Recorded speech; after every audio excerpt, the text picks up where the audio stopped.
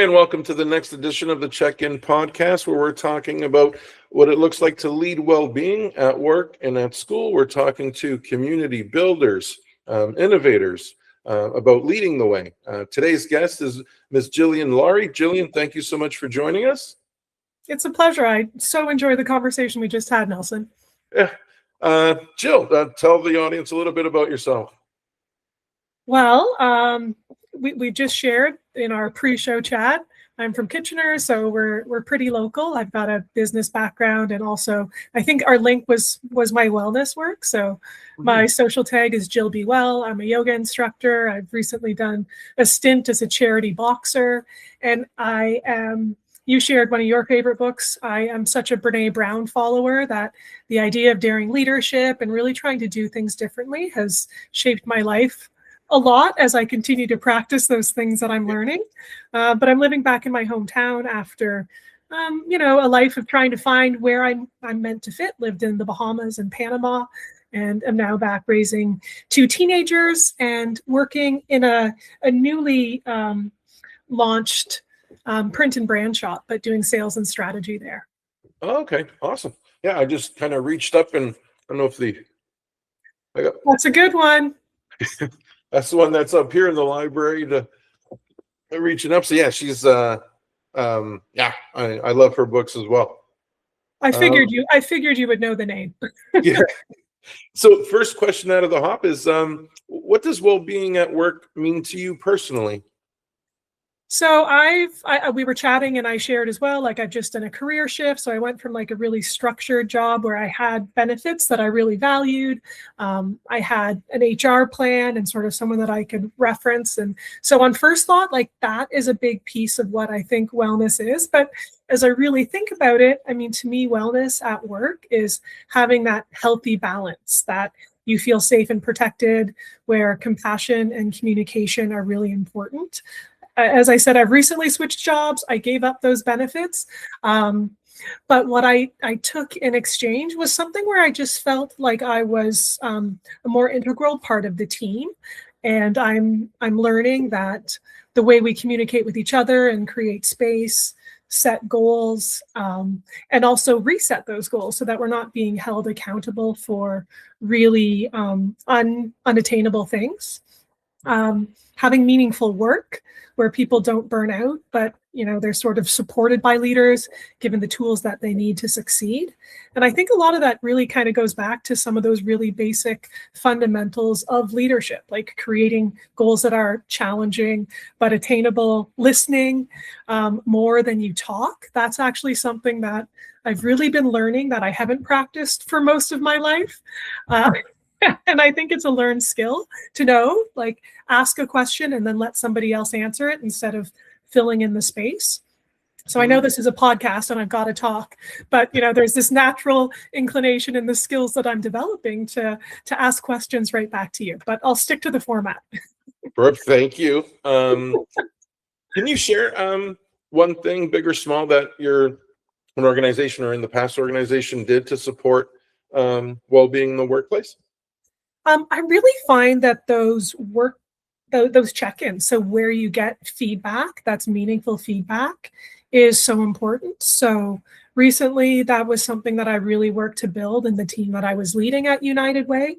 It wasn't really a structured thing, but we would do kind of small weekly check-ins and then those major 6-month check-ins where, there's a few questions that you're asking and things that you can compare to track growth. But it's really that listening opportunity so that people actually feel heard. Another thing that I've loved to practice on is asking people what they really value and what they really enjoy doing in their job, and then finding ways to give them more opportunities to do that. So I was leading communications and events, and my digital strategist really loved doing short video things and working on websites. So as much as daily work would sort of build in, I'd really encourage her to find opportunities for learning where she could build on those skills. And even when things got busy, remind her that, hey, you said you really like doing this video thing. Let's go back to that and see where you can put that into this week. Yeah, it's I've talked now to a variety of people in a variety of different industries, and one of the things that came out was, working for a nonprofit or a charity, or in the to serve industry. A lot of us kind of forget to help ourselves, even though we want to help everybody else. So checking in, no matter where you are, no matter where you're working, I think is a really, really good time to. It's got such a great return opportunity for everybody involved. And yeah, it's that expression where the shoemaker never gets his shoes fixed. I think when you're working in a nonprofit really focused on helping people that need it so much, you can really forget about taking care of yourself. And in the industry, burnout is really a problem. Keeping people employed because of the demands of the work is something that people are really conscious of. And the pay is notably much lower than in the for-profit sector. And so that's a hard balance, because you can't always afford to give yourself that healing space. Yeah. Jill, what's one challenge that you think leaders are faced with in today's climate that so for supporting their teams? What's a challenge that they're faced with? Well, communication is sort of a big part of my work. And so watching how over the last couple decades that I've been in the workforce, the volume of communication has increased so much. When people say I get 500 emails a day, our phone's always in our pocket.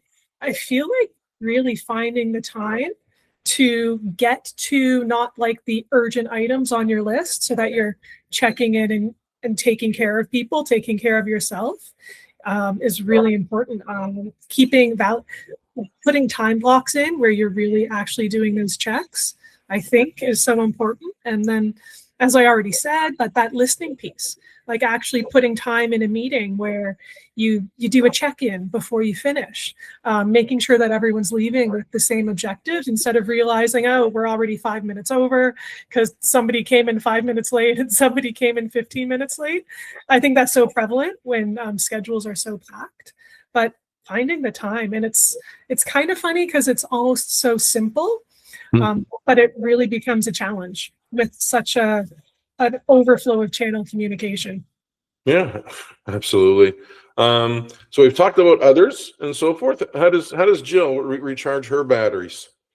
Well, I've been really intentional in the last couple years, like determining what's important to me. And a big part of that was building out a yoga practice. And so yoga is something I've been doing for over a decade. I've done like a lot of teacher training, and that's been really, it's almost like when we had chatted, but that's been a big part of personal therapy for me, learning about myself. So I love to get to quiet down and practice yoga and share that with others. And I more recently got involved in a charity boxing, which is completely the other side of the spectrum. We're going to need a little bit more information on that one.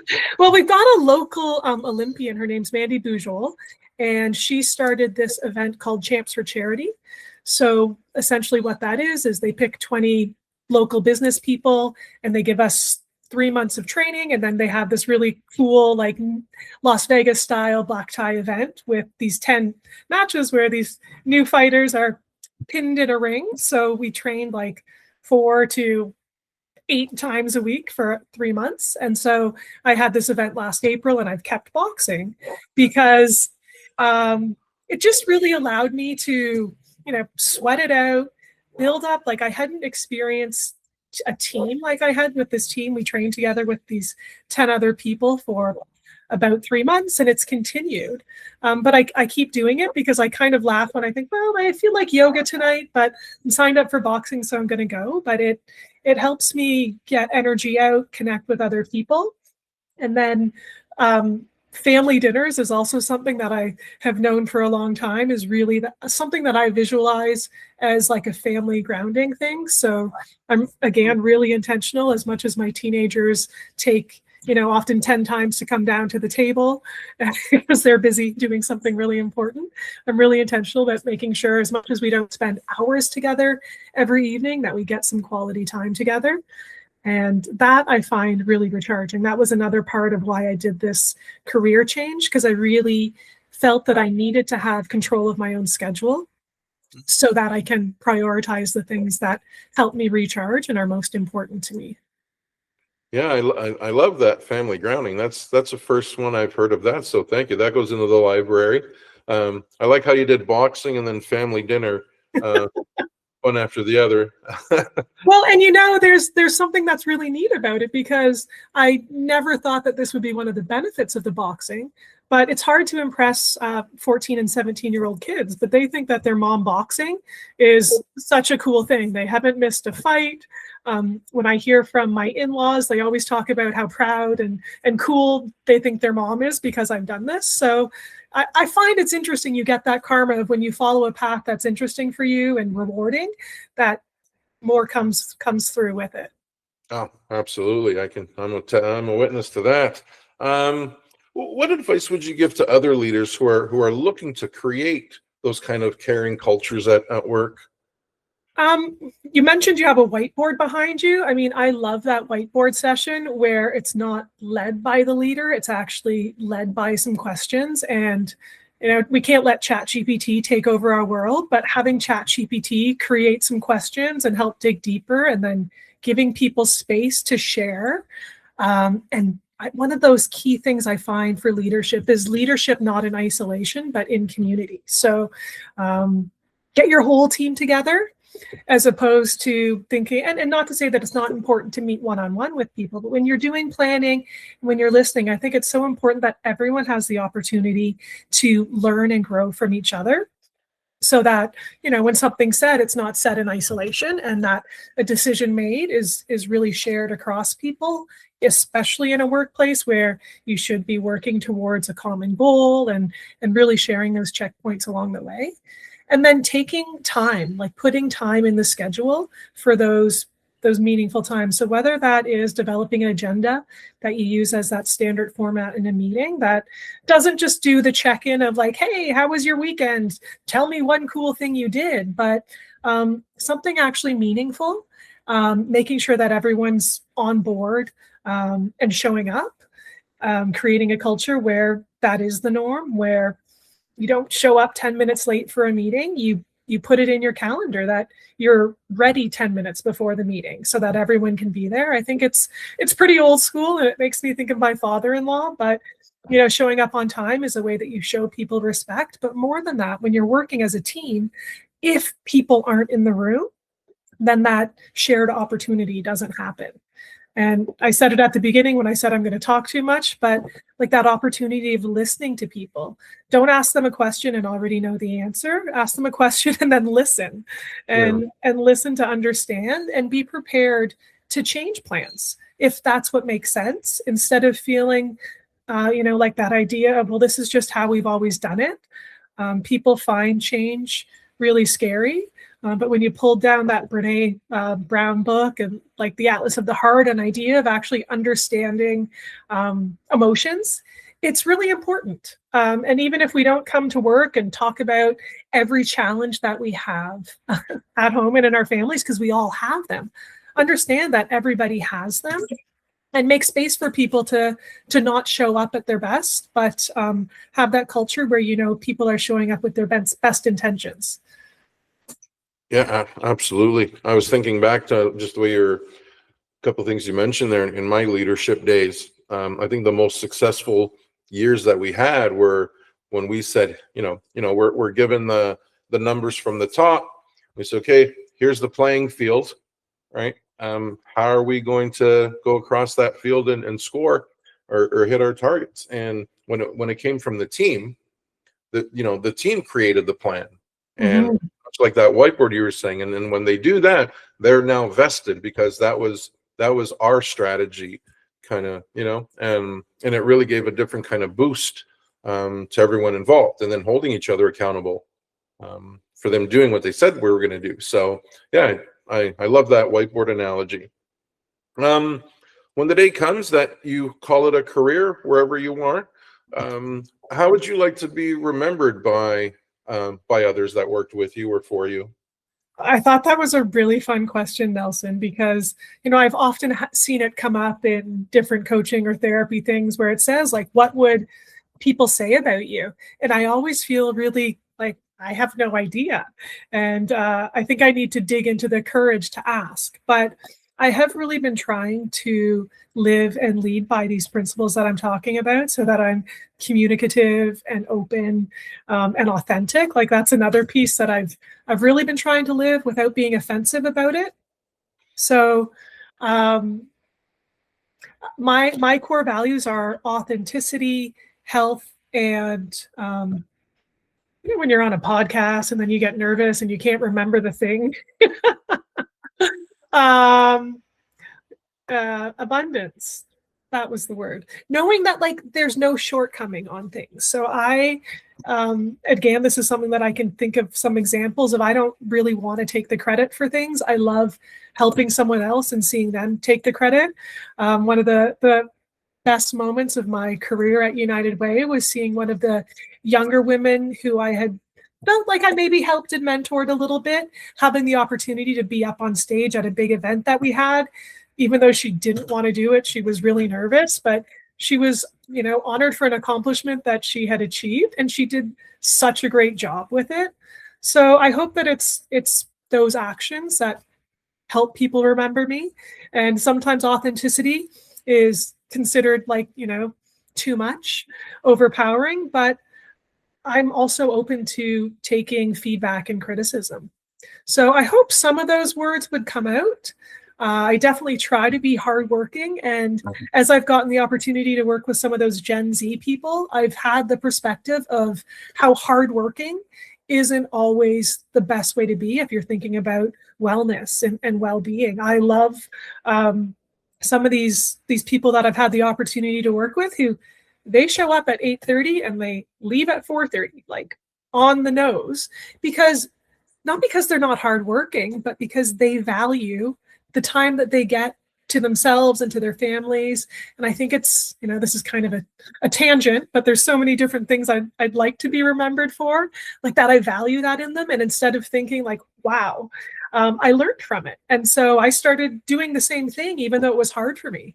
Got a background as an entrepreneur. So I have the inclination to be on my computer at 11 p.m. at night sometimes, but I try not to do it. So also that piece of being open to feedback and learning. And I hope that given another 10 or 20 years of a career, I'll have changed enough that there'll be some other things that I've grown into that hopefully people remember.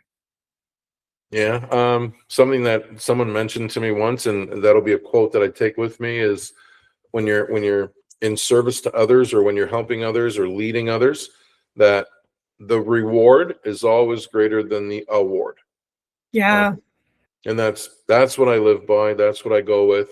Another guy said, gold stars are for kids. So, but being acknowledged for doing something well, especially when you're in service and you can see that you've helped others, I mean, that is almost the reward in itself, I think. Not needing to have the applause, but seeing what you've contributed to. And I really hope that you get that award over and over again for what you're doing, Nelson. Oh, thank you. Last question, Jill, is what gives you hope about the future of well-being at work? Well, podcasts like this, honestly, like the fact that you I'm not even sure what you saw in my LinkedIn profile that had you reach out to me about this, but that there's people and podcasts and conversations happening around water coolers talking about mental health and a culture where people really care about each other.